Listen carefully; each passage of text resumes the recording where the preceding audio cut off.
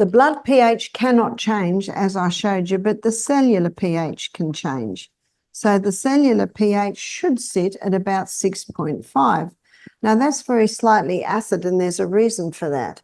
The most acidic substance is sulfuric acid, and sulfuric acid travels at the speed of light. The most alkaline mineral is calcium. And calcium, on the scale of speed, it doesn't even move.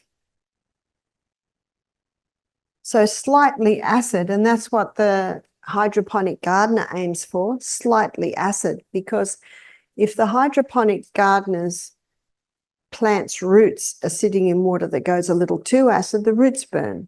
If it goes too alkaline, he doesn't get the speed of uptake of minerals out of the water and into the plant. So can you see it's a speed thing? So very slightly acid gives speed to all those little chemical reactions that are happening through our body.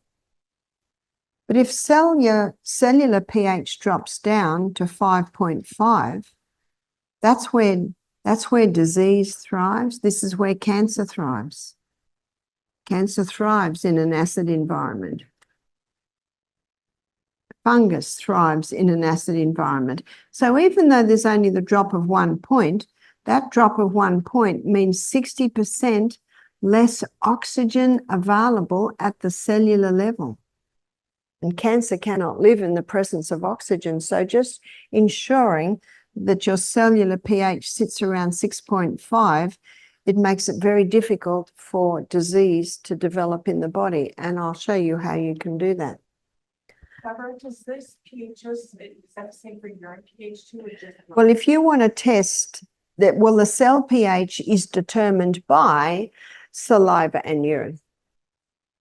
But you can take saliva and urine tests for pH early in the morning, and they'll be acid because all body's wastes are acid. And break fast, you've just broken your fast. So when you're on a fast, you've got a lot of waste coming out of your body.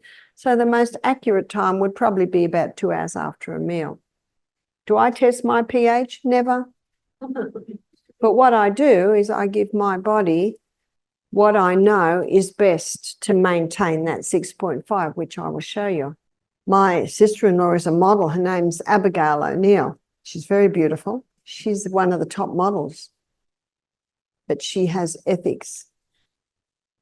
And she will never model on Sabbath. She said, no, that's God's Sabbath. And, you know, the photographers love her. You know why they love her? There's no tantrums on her set.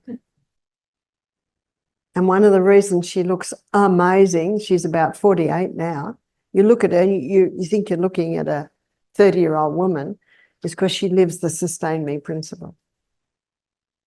Anyway, her name's Abigail O'Neill. You can have a look at her. She's very beautiful. It's a bit of genetics there. Genetics loads the gun, lifestyle pulls the trigger.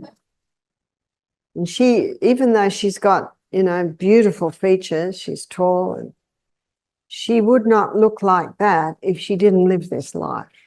Because many models are out of the game by the time they're 30 because they're drinking too much coffee, trying to stop the hunger pangs and all such things, and the body deteriorates.